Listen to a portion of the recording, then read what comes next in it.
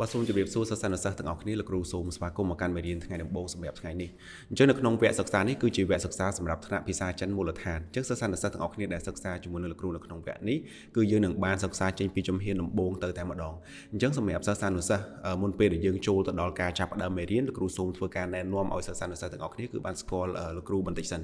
អញ្ចឹងលោកគ្រូមានឈ្មោះថាលីវិនលៀងបាទនៅក្នុងនេះគឺជាឈ្មោះភាសាចិនរបស់ខ្ញុំអញ្ចឹងសិស្សានុសិស្សទាំងអស់គ្នាអាចហៅលោកគ្រូថាលីឡាវស៊ឺបានឬក៏លោកគ្រូលីក៏បានដែរបាទអញ្ចឹងលោកគ្រូមិនមានអីត្រូវចាប់ផ្ដើមដំបូងមកច្រើនជជែកច្រើនទេគឺលោកគ្រូចង់ឲ្យសិស្សានុសិស្សទាំងអស់គ្នាគឺបដោតទៅកាន់មេរៀនរបស់យើងអញ្ចឹងលោកគ្រូសូមបញ្ជាក់ថាអ្វីដែលយើងចាប់ផ្ដើមរៀននេះគឺរៀនចេញពីចំណុចដំបូងទៅតែម្ដងដូច្នេះហើយសិស្សានុសិស្សដែលផ្ដើមជាមួយនឹងលោកគ្រូនៅក្នុងថ្ងៃនេះគឺនឹងបានយល់ពីចំណុចដំបូងនៃភាសាចិនហើយក៏ជាចំណុចចាប់ផ្ដើមឲ្យយើងមានការអភិវឌ្ឍរីកចម្រើនទៅមុខផងដែរអរគុណច្រើនអញ្ចឹងសូមសិស្សានុសិស្សទាំងអស់គ្នាយកចិត្តទុកដាក់ស្ដាប់ហើយការរៀននេះសូមយើងនៅកន្លែងដែលមានរក្សាភាពស្ងប់ស្ងាត់ដើម្បីកុំឲ្យវារំខានដល់សមាធិនៅក្នុងការរៀនរបស់យើងហើយតាក់ទងនឹងការរៀននេះផងដែរលោកគ្រូស្នើថាសិស្សានុសិស្សទាំងអស់គ្នាអាចមានជាសៀវភៅយើងមិនមែនគ្រាន់តែមើល laptop ឬក៏យើងគ្រាន់តែមើលទូរស័ព្ទដោយយើងរៀនតាមរយៈមេរៀនតាមអនឡាញយើងគ្រាន់តែមើលហើយយើងគ្មានអីទាំងអស់នៅនឹងដៃលោកគ្រូគិតថាវាមិនមែនជាជំរឿនល្អទេព្រោះយើងតាំងចិត្តនេះគឺយើងតាំងចិត្តថារៀនឲ្យចេះហើយសិស្សានុសិស្សទាំងអស់គ្នាក៏បានមានការចំណាយពេលវេលាដែរយើងមិនថាយើងរៀនទៅមិនមានការចំណាយអត់ទេយើងចំណាយពេលវេលាអញ្ចឹងយើងត្រូវរៀបចំផែនការរៀនរបស់យើងហ្នឹងគឺឲ្យបានត្រឹមត្រូវឲ្យបានល្អប្រសើរអញ្ចឹងលោកគ្រូមានការលើកឡើងប៉ុណ្ណឹងយ៉ាងហោចណាស់មានសៀវភៅឲ្យច្បាស់លាស់មកណាបាទថ្ងៃនេះមិនទាន់មានសិស្សានុសិស្សគាត់ដាក់សៀវភៅណាសិនក៏កាត់ចុះក៏ប៉ុន្ត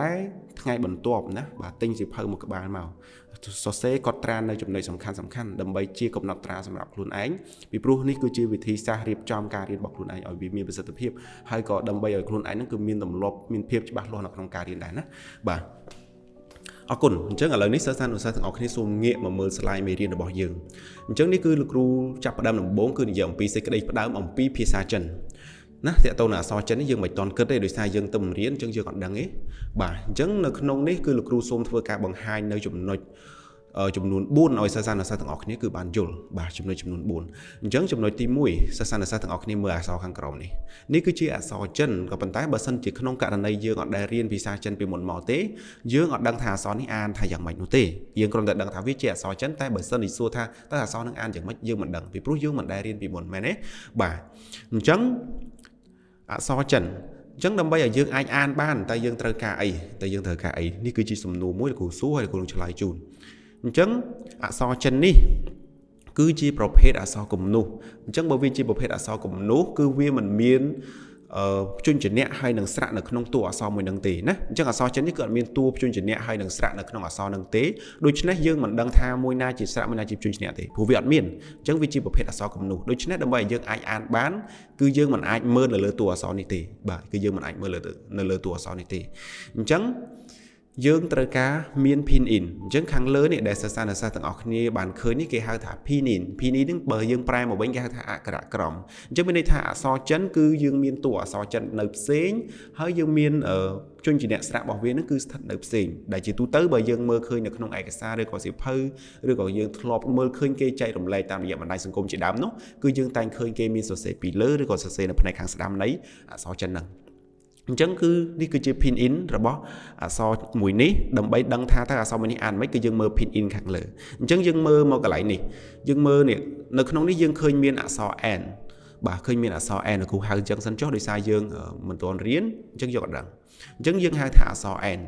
ប៉ុន្តែវាគឺជាព្យញ្ជនៈរបស់ចិននៅពេលនេះបាទវាគឺជាព្យញ្ជនៈរបស់ចិននៅពេលនេះបាទហើយយើងមើលមកផ្នែកខាងស្ដាំគឺយើងមើលឃើញថា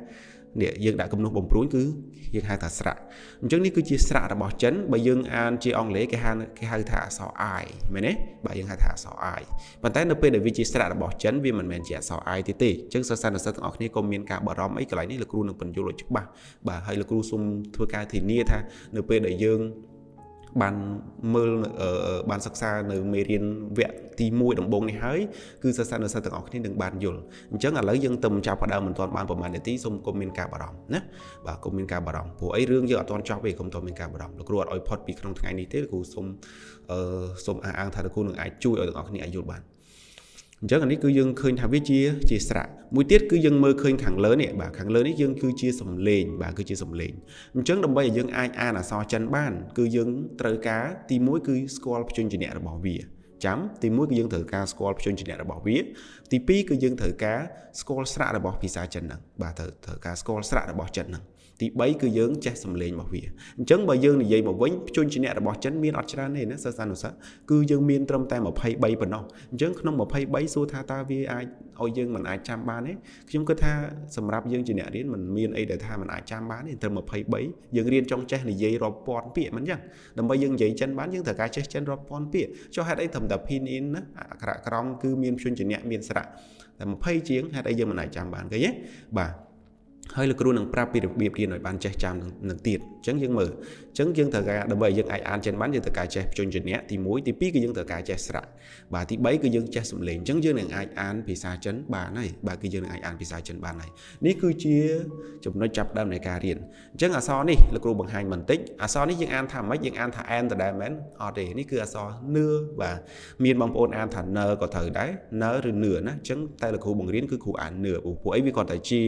ថងសំឡេងអត់បញ្ហាទេណាបាទអញ្ចឹងនឿនេះអក្សរនឿហើយអានេះគឺស្រៈ e នៅក្នុងអង់គ្លេសគេអានស្រៈ i អក្សរ i ប៉ុន្តែនៅក្នុងចិនគឺយើងអត់អាន i យើងអាន e គឺស្រៈ e អញ្ចឹងនឿ e នេះនឿ e នេះអញ្ចឹងដល់ពេលសំឡេងទី3គឺនេះបាទអញ្ចឹងយើងដឹងទេថាតើភាសាចិនមានសំឡេងប្រមាណបាទតិចទៀតគ្រូនឹងបង្ហាញអញ្ចឹងគ្រូអាចប្រាប់មុនបន្តិចថាតកតងនឹងភាសាចិនគឺមានសំឡេងចំនួន4ហើយនៅមានមួយទៀតគឺអត់មានសំឡេងអញ្ចឹងជាទូទៅក៏មានការច្រឡំដែរថាភាសាចិនមានសំឡេង5មិនមែនមានសំឡេង5ទេគឺមានតែ4ទេមួយទៀតនោះគឺអត់មានសំឡេងអញ្ចឹងគេមិនរាប់ថាជាសំឡេងទី5ឡើយណាបាទតែវាមានអត់មានសំឡេងនឹងមួយដែរអូខេអញ្ចឹងលោកគ្រូសូមសង្ខេបមកវិញអញ្ចឹងអក្សរចិនយើងជាអក្សរគំនូសយើងមិនអាចអានទេដោយសារព្រោះវាជាអក្សរដែលមិនមានតួព្យញ្ជនៈហើយនឹងស្រៈសម្រាប់យើងប្រកបនោះទេមួយទៀតគឺអក្សរចិនគឺត្រូវការ pin in ដែលនេះ pin in យើងឃើញទេបាទដល់ពេល3នេះផ្គុំគ្នាវាបានតែចេញទៅជាការអានអញ្ចឹង pin in របស់យើងមានព្យញ្ជនៈមានស្រៈហើយនឹងសំឡេងតើបានទេបាទមាន3ហ្នឹងតាមពិតបើយើងនិយាយថា pin in គេសំដៅទៅលើព្យញ្ជនៈហើយនឹងស្រៈទេក៏ប៉ុន្តែដើម្បីឲ្យយើងអានបានត្រឹមត្រូវមួយទៀតគឺភាសាចិនវាមានសំឡេងអញ្ចឹងណាបាទវាមានសំឡេងអរគុណអញ្ចឹងគ្រូបានបង្ហាញណាគឺសិស្សានុសិស្សទាំងអស់គ្នាពេលនេះគឺស្គាល់ហើយស្គាល់ថាដើម្បីយើងអាចអានចិនបានគឺយើងត្រូវការចេះ pin in នេះទៀតអញ្ចឹងយើងចូលទៅជំហានបន្ទាប់លោកគ្រូនឹងបង្ហាញសិស្សានុសិស្សទាំងអស់គ្នាគឺតាក់ទងជាមួយនឹង pin in